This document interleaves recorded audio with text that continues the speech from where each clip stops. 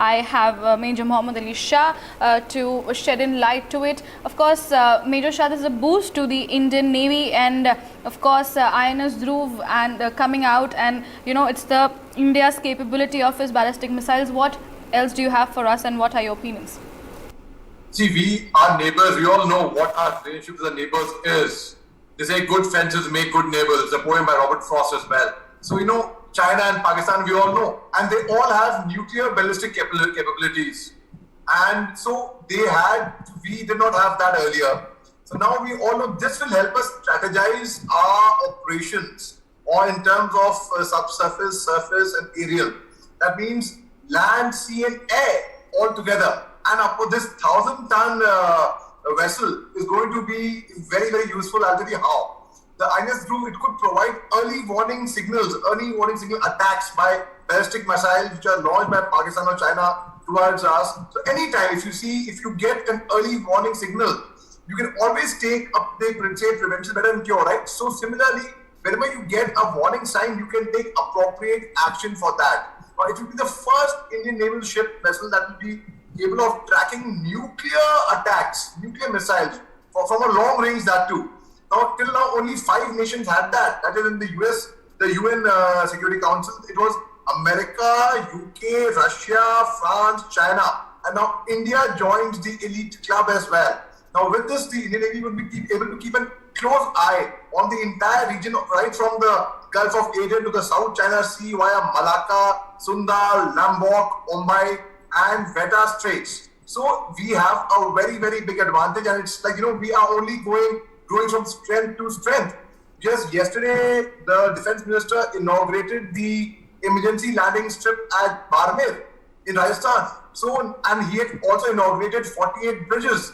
We have INS Bagheer being in the process. So certainly our defense, in terms of not only equipment, technology or training, modernization of warfare, but even in terms of infrastructure, we are moving from strength to strength, and my compliments to the Indian Navy for that.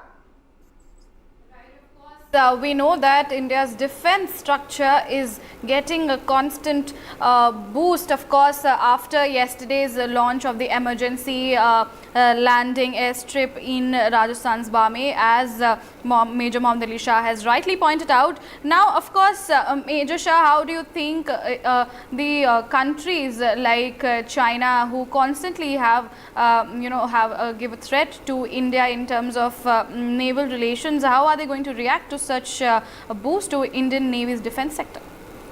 China is definitely going to be psyched, and they are very good at propaganda, at this psychological warfare. So they will plan the next strategy. China is even capable of putting out dummy aircraft, dummy vessels because of the satellite imaging, and we would be able to see, oh, okay, they have that equipment with them. So China is going to try its best, but especially when they learn, they'll be even more psyched to know that it has been developed by Hindustan Shipyard in collaboration with the DRDO and NTRO, even more deadly. So China is definitely going, and the code name of this vessel was 11184. So when the China know of this, they are definitely going to be, I'll put in these words, shivering in the boots. But yes, China at the same time they will react with some propaganda. That's what I can foresee them reacting to it.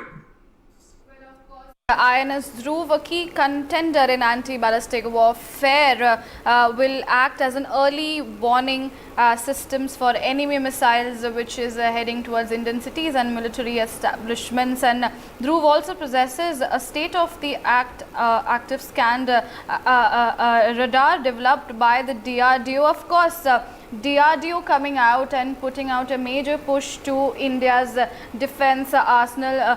Major Shah, your final comments on India's boost to its defense sector? India is really boosting its defense sector in a very, very big way. We have digitization of modern warfare now, and now the modern warfare will not be fought with just man on man with guns. It will be fought in a computer room with checking a button.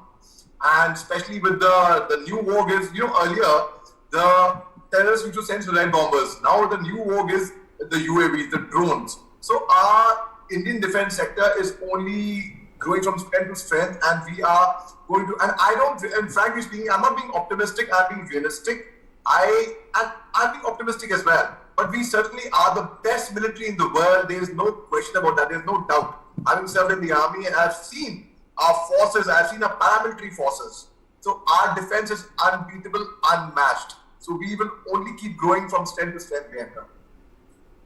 Major Shah, certainly one last question coming to you again. Now, the specification of INS Dhruv, as you have mentioned, modern defense strategies of not just going into the battlefield, sitting in one room and planning and seeing your enemies. Of course, the INS Dhruv is also equipped with capability to map ocean beds for research and detection of enemy submarines. Of course, submarines also pose a lot of threat. What do you have to say on this?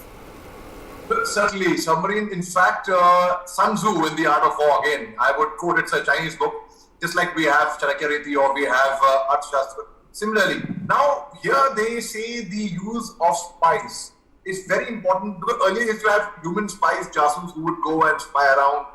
Now we have satellites, we have different equipment, like we have LOROS, long range observation and recce surveillance. That's an Israeli equipment that we have. I personally used it in the year 2003 at the Indo-Pak border. Now with INS Dhruv, we'll talk about this particularly. It's equipped with DRDO developed state-of-the-art active scan array radar of AESA that can scan, monitor spy satellites and watching over India, as well as monitor missile tests in the entire region. So we can already detect and foresee what dangers we are going to come through, what dangers we would be having on us. So we can take immediate action and we can retaliate on any enemy anywhere in the world, for that matter. All right. Thank you, Major Mohammed Ali Shah, for joining us on the broadcast.